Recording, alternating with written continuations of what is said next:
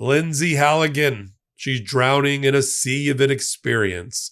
We have yet another scandal involving her possibly destroying federal records using a disappearing messaging app, which you're not allowed to do as one of the top 5 Department of Justice officials. As the U.S. Attorney for the Eastern District of Virginia, she was only a prosecutor for hours when she obtained the indictment against Letitia James, the New York Attorney General, and James Comey.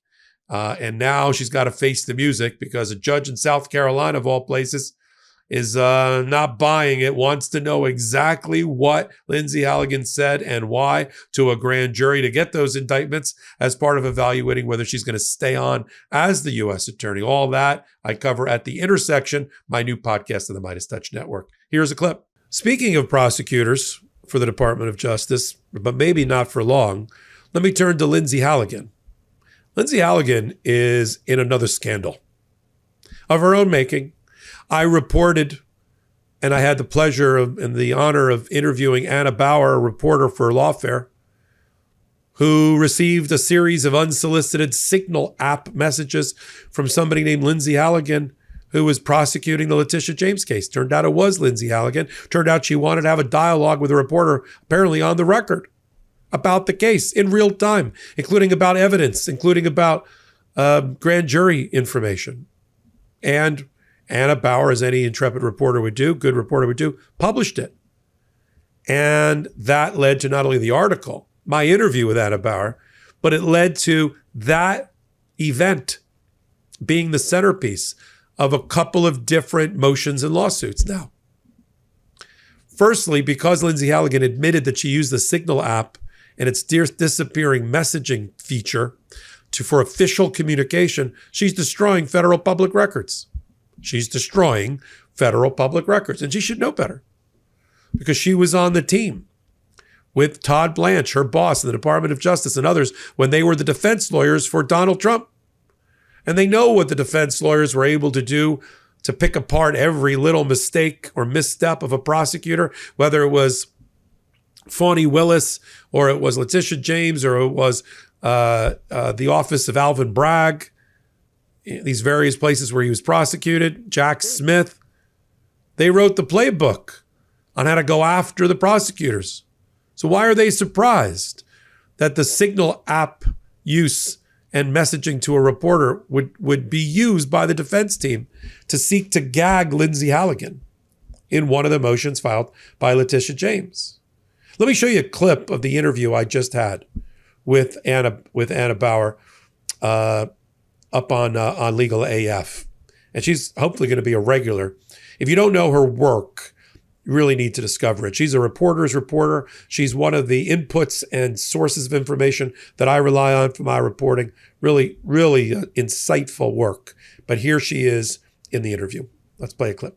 I think it just kind of underscores that when you're in this like high profile pressure cooker environment, of course, defense counsel is going to like seize on these kinds of public statements, which made it so surprising to me that she was on the record speaking to a reporter about an ongoing case. As for all the reasons that we wrote in the piece, that's just so unusual. And so again, I just think that the fact that this motion was filed kind of speaks to the unusualness and why it seems to be something that was at best misguided in terms of her choice to reach out to a reporter about an ongoing case. And a couple of days later, you did an update where you said that the DOJ communications person contacted you for the sole purpose of correcting the typo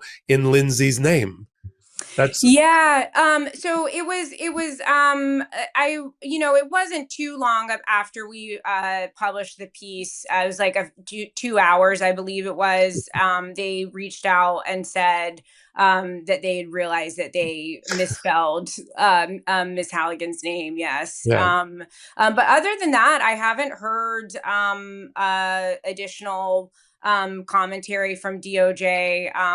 As I understand it, I believe that they gave a comment to a different outlet in which they described me as a blogger as opposed to a journalist. But other than that, we have not had any additional commentary from DOJ asking for a correction. It was just that misspelling that they provided in the statement. But that's not the only thing that happened bad to Lindsay Halligan based on the signal messaging.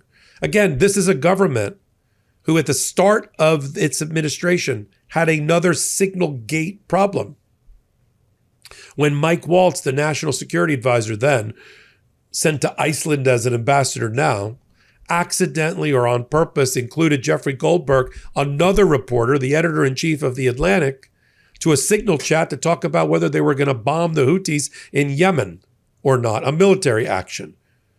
Now, I hope people aren't getting too fatigued by all of Donald Trump's 15 different attacks in Venezuelan waters, Caribbean waters, and Pacific waters against people without due process.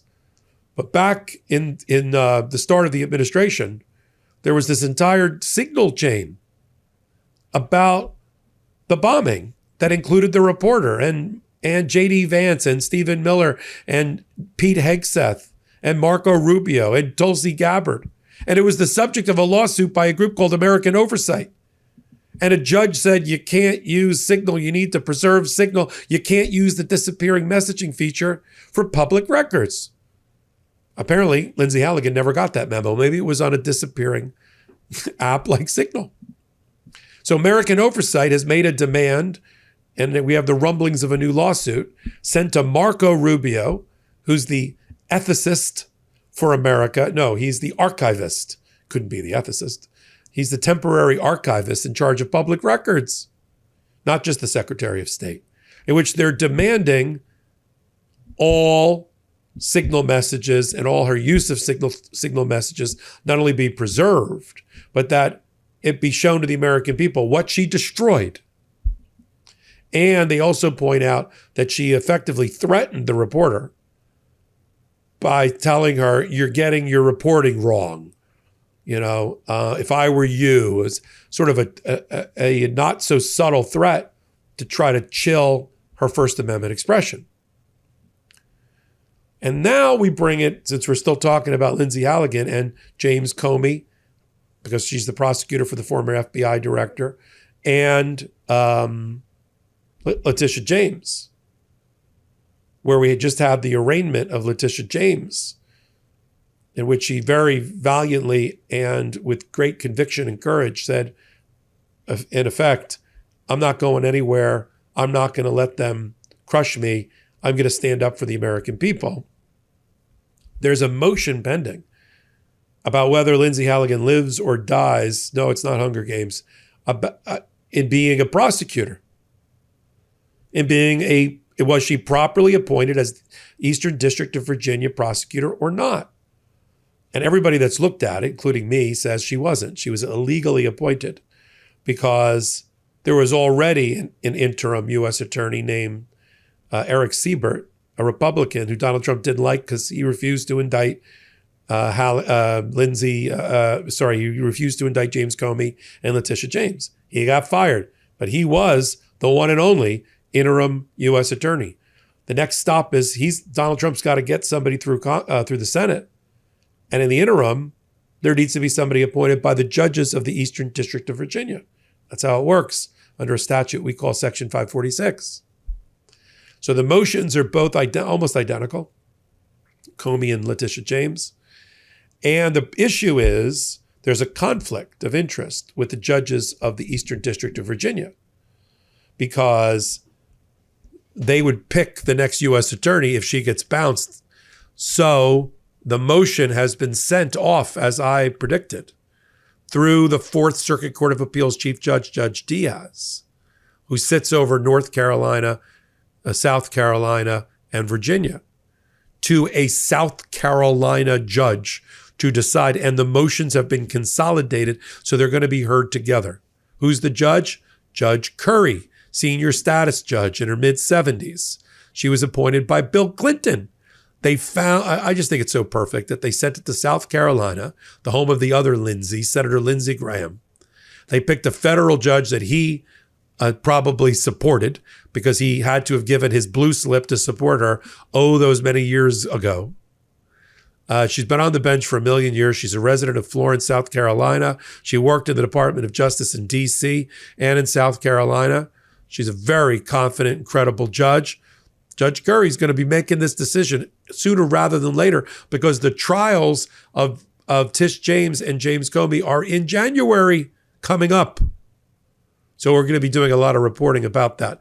But if you're Letitia James and James Comey, you got to be happy with the pick of the Clinton appointee, Curry. The rest of the motions on vindictive prosecution and on the gag orders, they stay with the two trial judges, Judge Nachmanoff, the judge who's a Biden appointee for James Comey, and Judge Walker, who's a Biden appointee for Letitia James in the Eastern District of Virginia. Just this one motion to DQ, disqualify, goes off to South Carolina and all of that. So that's where we are with Lindsay Halligan. Maybe you shouldn't appoint a novice with 7 years legal experience and having never been a federal prosecutor, let alone being in federal court. Maybe you shouldn't appoint them to be the top 5 federal prosecutor in America. How about that? Commercial-free version over on Legal AF Substack and on audio podcasts platforms, Apple or Spotify of your choice. Leave a 5-star review, leave comments. This is the way to support my work here on the Midas Touch Network. Slide over to Legal AF YouTube and help us with our march towards 1 million subscribers. We're about 6 weeks away. We really could use your help. It's all for free. There's no paywall. But the bigger we get, the more street cred we have, the more content we can provide, the more honest reporting we can assure that you'll get from me and the others that are affiliated with Legal AF. Legal AF Substack, become a paid member there at $6.77 a month. And that helps keep this whole big blue ball spinning. So until my next report, I'm Michael Popok. Can't get your fill of Legal AF? Me neither. That's why we formed the Legal AF Substack. Every time we mention something in a hot take, whether it's a court filing or a oral argument, come over to the Substack. You'll find the court filing and the oral argument there, including a daily roundup that I do called, wait for it, Morning AF. What else? All the other contributors from Legal AF are there as well. We got some new reporting. We got interviews. We got ad-free versions of the podcast and hot takes. Where? Legal AF on Substack. Come over now to free subscribe.